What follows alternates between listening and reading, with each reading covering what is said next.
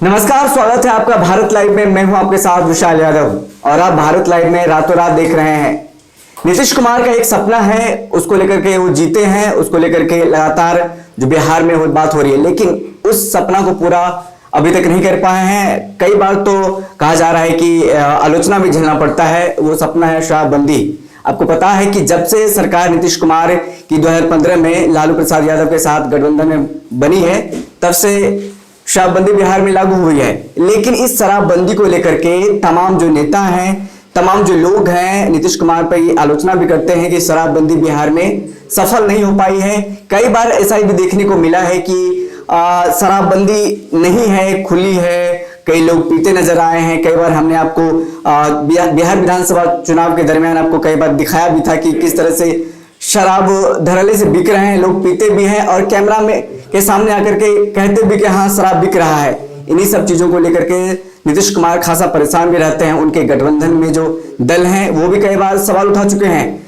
हाल फिलहाल की बात हम करें तो जीतन राम मांझी हो या फिर मुकेश सहनी वीआईपी के जो अध्यक्ष हैं, उन्होंने भी सवाल किया है और कहा है कि बिहार में शराबबंदी लागू नहीं है और कई हजार करोड़ का नुकसान हो रहा है जो बिहार के राजकोष से घटा है। और वहीं जीतन राम मांझी की बात करें तो उन्होंने कहा है कि शराब के कारण जो जहरीली शराब है, जो कई जिले में लोग पीते हैं और उनकी मृत्यु हो गई, और जिन जिलों में मृत्यु हुई है उनके एसपी पर कार्रवाई होनी चाहिए, उन पर मुकदमा होना चाहिए। इन सब तमाम चीजों को लेकर के नीतीश कुमार खासा परेशान रहते हैं। लेकिन ये शराबबंदी जो उनका सपना है कब पूरा होगा, क्यों, कब, कैसे पूरा होगा, इन तमाम चीजों को लेकर आज हम बात करेंगे। हमारे सहयोगी बैठे हैं हिमांशु जी। और हिमांशु जी बताइए, क्या ये जो नीतीश कुमार का सपना है शराबबंदी, क्या लगता है पूरा होगा कि नहीं? देखिए विशाल जी, सबसे पहली बात है शराबबंदी को लेकर जब विपक्षी पार्टियां अटैक करती हैं जी, तब तो एक बहुत अच्छा जवाब होता है कि विरोधी पार्टी का काम है विरोध करना। बिल्कुल। लेकिन मुश्किल तब खड़ा होता है जब सत्ता पक्ष के ही एनडीए के नेता ही सवाल उठाते हैं। बीजेपी भी सवाल उठा चुकी है जी। और हाल में देखिए तो मुकेश सहनी, जिनके बारे में कहा जाता है कि वो बीजेपी के कोटे से टिकट मिला है जी जी। लेकिन उसके बाद जीतन राम मांझी जो नीतीश कुमार के हनुमान बनकर उभरे हैं हालिया दिनों में, जब वो भी सवाल उठाते हैं तो नीतीश कुमार का असहज होना स्वाभाविक है। बिल्कुल। उनकी चिंता की लकीरें बढ़नी तय है। आप देखिए मुकेश सहनी ने क्या कहा, उन्होंने कहा है कि 7,000 करोड़ का नुकसान हो रहा है बिहार सरकार को। ये छोटी मोटी रकम नहीं है। उस टैक्स से बिहार में देखिए बेरोजगारी सबसे बड़ी समस्या है जी। आप कहते हैं कि लैंडलॉर्ड स्टेट है, यहाँ रोजगार नहीं है क्योंकि यहाँ समुद्र नहीं है, लेकिन 7,000 करोड़ की इकोनॉमी के बारे में आप सोच सकते हैं। उस टैक्स के पैसे से अगर रोजगार में से इन्वेस्ट किया जाए तो कितना बड़ा एक अपॉर्चुनिटी होगा। दूसरी बात कि ये पैसा जो है वो ब्लैक मनी के तौर पर अवेलेबल है। यहाँ पर 7 करोड़ का धंधा चल रहा है, वो पैसा कहाँ जा रहा है? ऑब्वियसली है कि वो जो क्रिमिनल माइंडेड लोग हैं, जो गलत धंधा में संलिप्त है, ऐसे लोगों के पास पैसा जा रहा है। इससे वो और मजबूत हो रहे हैं तो क्राइम तो और बढ़ेगा ना। जब पैसा बढ़ेगा तो क्राइम भी बढ़ेगा। दूसरी बात मुकेश सहनी ने यही कही कि शराबबंदी ठीक है, बढ़िया प्रयास है, लेकिन फिर नियम कानून नहीं होने की वजह से ये असफल हो रहा है। एक और बड़ी बात जीतन राम मांझी ने जो कही है, जीतन राम मांझी आपको याद होगा 2015 में जब विधानसभा चुनाव वो एनडीए में थे, तब से वो विरोध करते रहे हैं। और विरोध जो वो करते हैं उसके पीछे उनका मुद्दा यही होता है।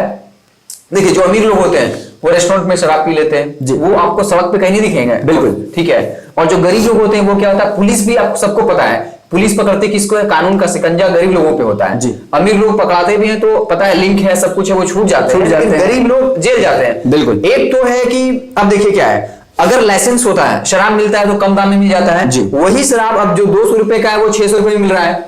तो नीतीश कुमार का प्लान यही था कि महिला कह रही है कि उनके पति शराब पी लेते हैं, पैसा बर्बाद कर देते हैं। अब शराब वो तो पी ही रहा है, तो 200 का शराब 600 में खरीद रहा है, तो इससे उसको नुकसान कहीं ना कहीं हो रहा है। और नीतीश कुमार का जो मकसद था कि गरीब लोगों के लिए काम करना, वो वही 200 का शराब 600 में जाके पी रहा है।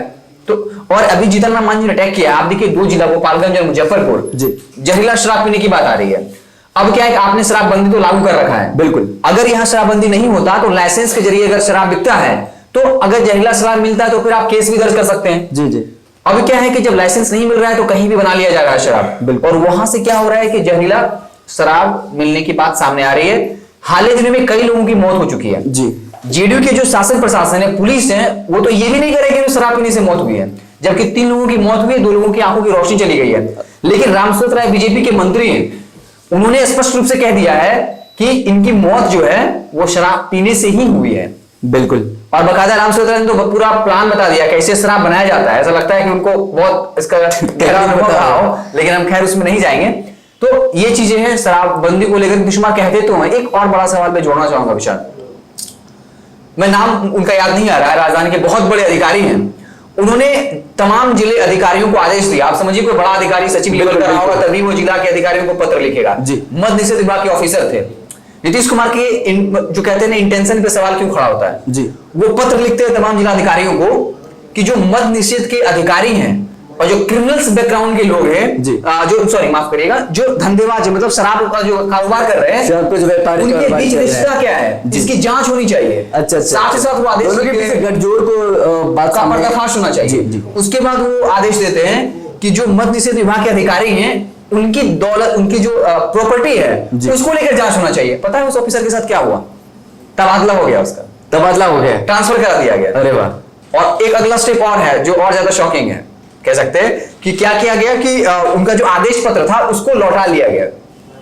जी बिल्कुल, ये हालिया की घटना है। नीतीश कुमार अब इससे ज्यादा मुझे लगता है क्या बताने की जरूरत है। आप तो कह देते हैं कि नहीं हम इसको लेके अडिग हैं, पीछे नहीं हटेंगे, लेकिन फिर वही अधिकारी जो ये पत्र लिखता है कि जो मद्य निषेध विभाग के अधिकारी हैं उनकी संपत्ति कैसे बढ़ रही है, वही गठजोड़ क्या है, जी, आप उसको ट्रांसफर करा देते हैं तो फिर सारी बातें खत्म हो जाती है। सारा बात आगे खत्म हो जाता है। उसी सपने की बात कर रहा था जिस सपना को पूरा करने के लिए नीतीश कुमार के पास तमाम प्रशासन है, निषेध विभाग है, फिर आबकारी विभाग है, पुलिस है, तमाम चीजें हैं कि उनके सपना को पूरा किया जाए, लेकिन फिर भी उनका सपना जो है पूरा नहीं हो रहा है। 2015 में आपको पता है कि जब से सरकार नीतीश कुमार और लालू यादव की बनी थी तो लालू यादव पक्ष में थे कि शराबबंदी लागू हो, लेकिन उस समय बीजेपी विपक्ष में थी जी, और विरोध कर रही थी कि बिहार में शराबबंदी लागू नहीं हो। लेकिन अभी पता है कि आपको क्या कंडीशन है, अभी बीजेपी सपोर्ट में है लालू प्रसाद यादव, यानी कि राजद विरोध में है।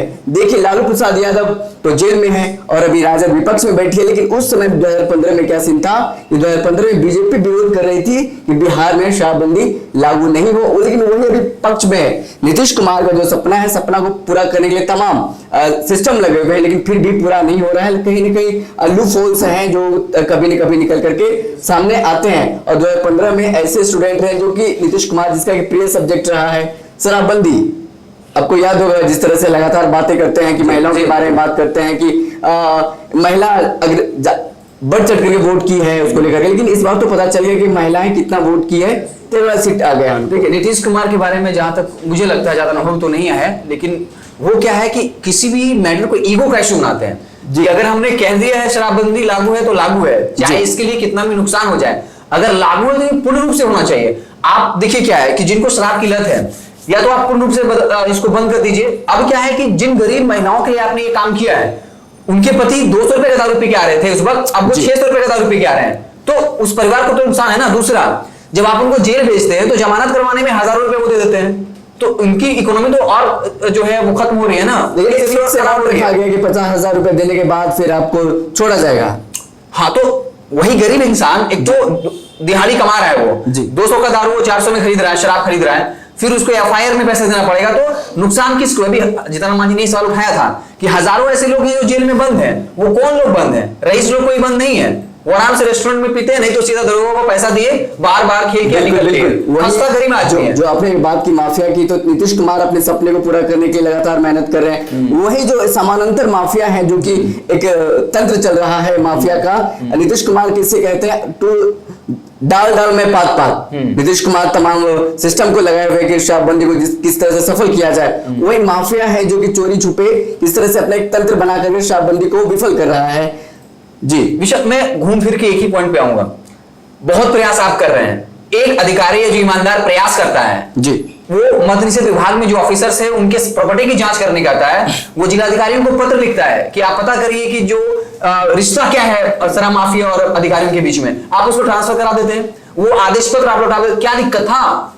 जिलाधिकारी को यही तो कहा गया ना कि आप प्रॉपर्टी की जांच करिए। बिल्कुल बिल्कुल। तो आपके इंटेंशन पे सवाल खड़ा होता है कि आप जो है कहीं ना कहीं बहुत इसको लेकर आप जो है सिर्फ एक छवि बनाना चाहते हैं कि हम तो करना चाह रहे हैं लेकिन हमारे हाथ में नहीं है। दूसरी बात हम बता दें कि वो आज उनका एक बयान भी आया है, जब वो निकल रहे थे स्वास्थ्य परियोजनाओं का उद्घाटन किया है जी, तो वो कह रहे थे कि हाँ ये तो गलत है, अब कुछ लोग करते हैं, खुद भी मरते हैं और अपने परिवार वालों को भी कष्ट देते हैं। बिल्कुल। तो दिक्कत की बात ये है कि जहरीला शराब बन रहा है तो कौन इसके लिए जिम्मेदार है? सिस्टम किसके अंतर्गत आता है? अगर अच्छे कामों का श्रेय आपको जाता है, अगर सुशासन बोलते हैं, सुशासन बाबू कहते हैं, तो अगर कुछ गलत हो रहा है तो इसका कौन श्रेय लेगा? अगर शराब बिक रहा है तब तो लोग पी रहे हैं ना, तो आपकी पुलिस प्रशासन क्या कर रही है? अगर आपकी पुलिस प्रशासन शराब जो कारोबार है उनको नहीं रोक सकती, तो मर्डरर्स को, क्रिमिनल्स को कैसे रोक पाएंगे? और एक बड़ा अहम सवाल बन जाता है कि इन सिस्टम के बीच में और माफिया के बीच में गरीब आम जनता पिसता रहता है जी। जिस तरह से कभी पकड़ा गया तो एक बोतल, खाली बोतल रखने के जुर्म में गिरफ्तार किया जाता है, तो जुर्माने के तौर पे 50,000 रुपया भुगतान करना पड़ता है। उसके बाद जाकर के अब छूट सकते हैं जेल में, फिर आप एक बेल हो, फिर तमाम चीजें हैं सिस्टम में जो कानूनी कार्रवाई होगी, उसके तहत एक लंबा प्रक्रिया चलता रहता है। तो कहीं ना कहीं ये शराबबंदी जो नीतीश कुमार का प्रिय सब्जेक्ट रहा है 2015 से, उसको लेकर के कब प्रिय सिर्फ ईगो का विषय कह सकते हैं, हम पीछे अब नहीं हट सकते, ये हमारा वोट बैंकिंग का मामला है और लगातार विपक्षी पार्टियां घेर रही हैं, तो कह सकते हैं कि ईगो मैटर है कि भाई हम इसको खत्म नहीं करेंगे, चाहे कुछ भी हो जाए, रहेगा, भले ये सफल हो या असफल हो।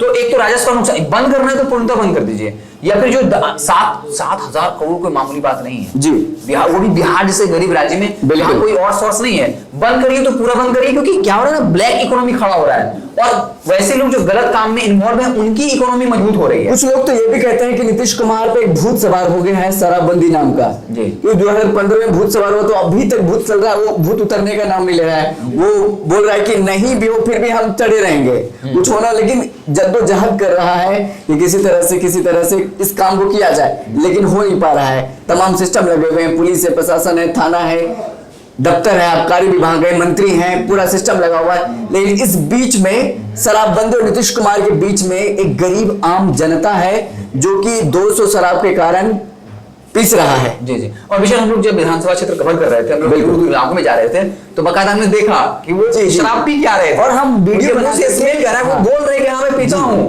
मैं पीता हूँ। एक वीडियो भी वायरल हुआ था जो कि कहता है कि हम मांस खाते नहीं है, मांस लगाते नहीं है, मांस खाते हैं, शराब पीते हैं। जी जी। तो कई बार हमने वीडियो और दिखाया कि क्या ये प्रूव है आपको साबित करने के लिए कि जो हम लोग कहते हैं, और वीडियो में आपको दिखाया हुआ कि बिहार विधानसभा चुनाव के दौरान किस तरह से लोग कैमरे के सामने आकर के कह रहे थे कि शराबबंदी नहीं है, खुला सा बंद है।